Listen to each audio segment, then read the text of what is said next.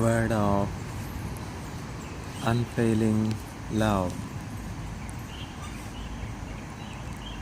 Job chapter 16.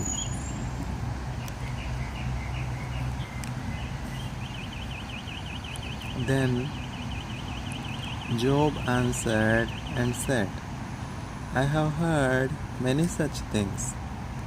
Miserable comforters are you all. Shall windy words have an end? Or what provokes you that you answer? I also would speak as you do. If you were in my place, I could join words together against you and shake my head at you. I could strengthen you with my mouth, and the solace of my lips would assuage your pain.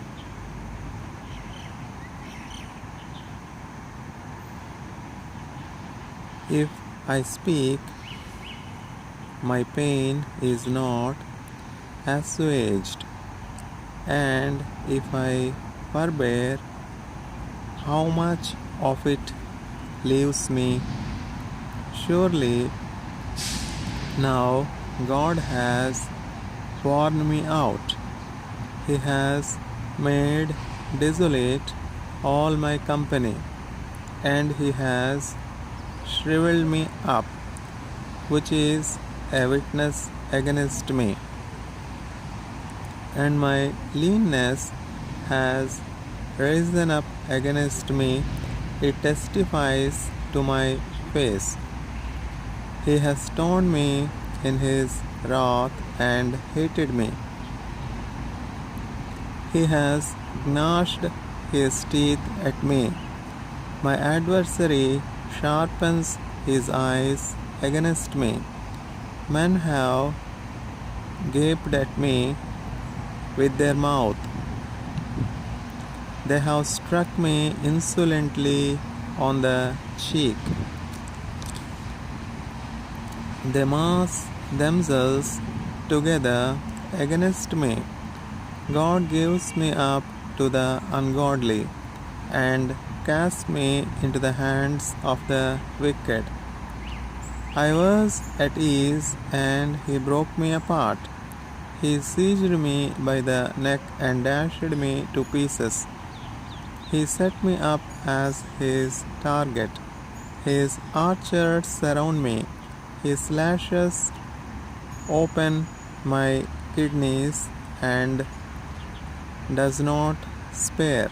He pours out my gall on the ground. He breaks me with breach upon breach. He runs upon me like a warrior. I have sewed sackcloth upon my skin and have laid my strength in the dust. My face is red with weeping, and on my eyelids is deep darkness. Although there is no violence in my hands, and my prayer is pure. O earth, cover not my blood, and let my cry find no resting place. Even now, behold, my witness is in heaven, and He who testifies for me is on high. My friends scorn me. My eye pours out tears to God, that He would argue the case of a man with God.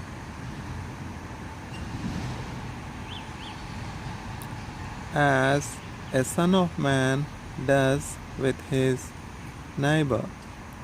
For when a few years have come,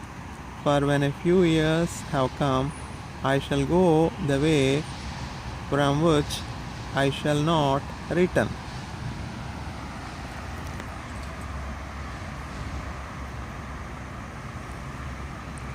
Job chapter 17.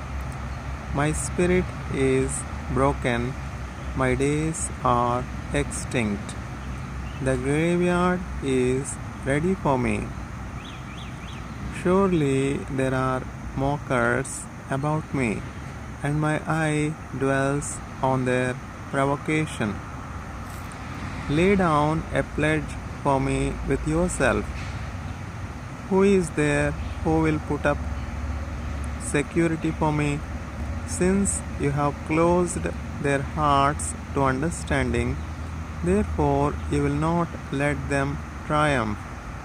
He who informs against his friends to get a share of their property, the eyes of his children will fail. He has made me a byword of the peoples, and I am one before whom men spit. My eye has grown dim from vexation. My eye has grown dim from vexation, and all my members are like a shadow. The upright are appalled at this, and the innocent stirs himself up against the godless. Yet the righteous holds to his way, and he who has clean hands grows stronger and stronger. But you, come on again, all of you, and I shall not find a wise man among you.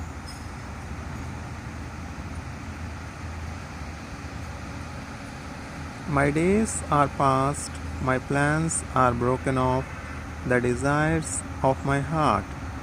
They make night into day, the light they say is near to the darkness.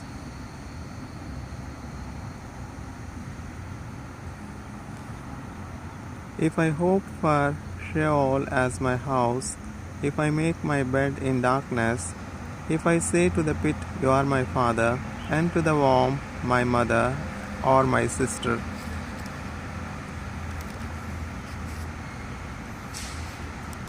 where then is my hope? Who will see my hope? Will it go down to the bars of Sheol? Shall we descend together into the dust? Job chapter 18. Then Bildad the Shuhite answered and said, how long will you hunt for words? Consider, and then we will speak. Why are we counted as cattle? Why are we stupid in your sight? You who tear yourself in your anger, shall the earth be forsaken for you, or the rock be removed out of its place? Indeed, the light of the wicked is put off. Indeed, the light of the wicked is put out, and the flame of his fire does not shine. The light is dark in his tent, and his lamp above him is put out. His strong steps are shortened, and his own schemes throw him down. For he is cast into a net by his own feet, and he walks on its mesh. A trap seizes him by the heel. A snare lays hold of him. A rope is hidden for him in the ground, a trap for him in the path. Terrors frighten him on every side and chase him at his heels. His strength is famished, and calamity is ready for his stumbling. It consumes the parts of his skin. The firstborn of death consumes his limbs. He is torn from the tent in which he trusted, and is brought to the king of terrors. In his tent dwells that which is none of his. Sulphur is scattered over his habitation. His roots dry up beneath, and his branches wither above. His memory perishes from the earth, and he has no name in the street. He is thrust from light into darkness, and driven out of the world. He has no posterity or progeny among his people, and no survivor where he used to live. They of the West are appalled at his day, and horror seizes them of the East. Surely, such are the dwellings of the unrighteousness, such is the place of him who knows not God. Job chapter 19. Then Job answered and said, How long will you torment me? How long will you torment me and break me in pieces with words? These 10 times you have cast reproach upon me. Are you not ashamed to wrong me? And even if it be true that I have erred, my error remains with myself.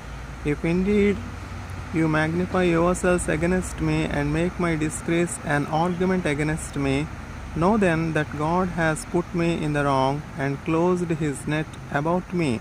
Behold, I cry out violence, but I am not answered. I call for help, but there is no justice. He has walled up my way so that I cannot pass, and he has set darkness upon my paths. He has stripped from me my glory and taken the crown from my head. He breaks me down on every side, and I am gone, and my hope has he pulled up like a tree. He has kindled his wrath against me and counts me as his adversary. His troops come on together, they have cast up their siege ramp against me and encamp round my tent. He has put my brothers far from me, and those who knew me are wholly estranged from me. My relatives have failed me, my close friends have forgotten me. The guests in my house and my maidservants count me as a stranger. I have become a foreigner in their eyes. I call to my servant, but he gives me no answer. I must plead with him with my mouth for mercy. My breath is strange to my wife, and I am a stench to the children of my own mother.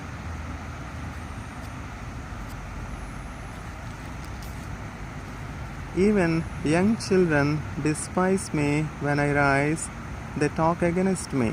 Even young children despise me. When I rise, they talk against me. All my intimate friends abhor me, and those whom I loved have turned against me. My bones stick to my skin and to my flesh, and I have escaped by the skin of my teeth. Have mercy on me, have mercy on me, O you my friends, for the hand of God has touched me. Why do you like God pursue me? Why are you not satisfied with my flesh? Oh, that my words were written, oh, that they are inscribed in a book, oh, that with an iron pen and lead they were engraved in the rock forever. Oh, that with an iron pen and lead they were engraved in the rock forever. For I know that my Redeemer lives, and at the last he will stand upon the earth. And after my skin has been thus destroyed, yet in my flesh I shall see God. Yet in my flesh I shall see God, whom I shall see for myself, and my eyes shall behold, and not another. My heart faints within me. If you say, how we will pursue him, and the root of the matter is found in him, be afraid of the sword, for wrath brings the punishment of the sword, that you may know there is a judgment.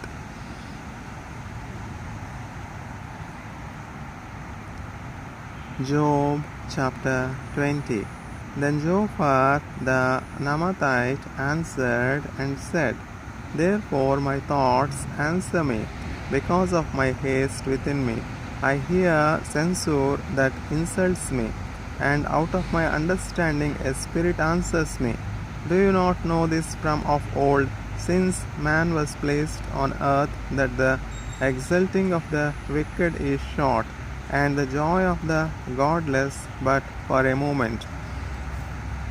Though his height mount up to the heavens, and his head reach to the clouds, he will perish forever like his own dung. Those who have seen him will say, "Where is he?" He will fly away like a dream and not be found. He will be chased away like a vision of the night. The eye that saw him will see him no more, nor will his place any more behold him.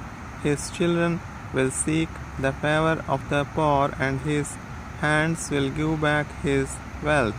His bones are full of his youthful vigor, but it will lie down with him in the dust. Though evil is sweet in his mouth, though he hides it under his tongue, though he is loath to let it go and holds it in his mouth, yet his food is turned in his stomach. It is the venom of cobras within him. He swallows down riches and vomits them up again. God casts them out of his belly. He will suck the poison of cobras. The tongue of a viper will kill him. He will not look upon the rivers, the streams flowing with honey and curds. He will give back the fruit of his toil and will not swallow it down.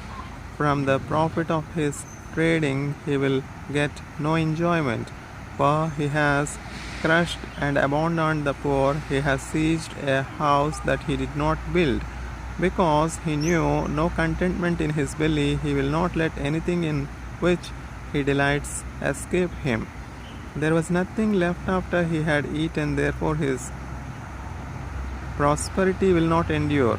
In the fullness of his sufficiency he will be in distress. The hand of everyone in misery will come against him.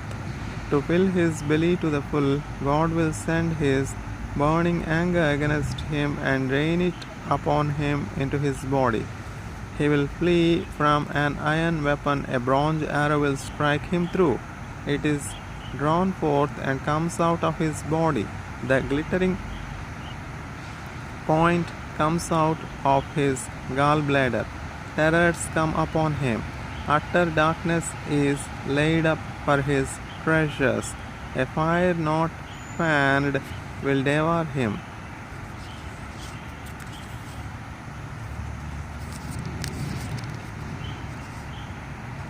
What is left in his tent will be consumed.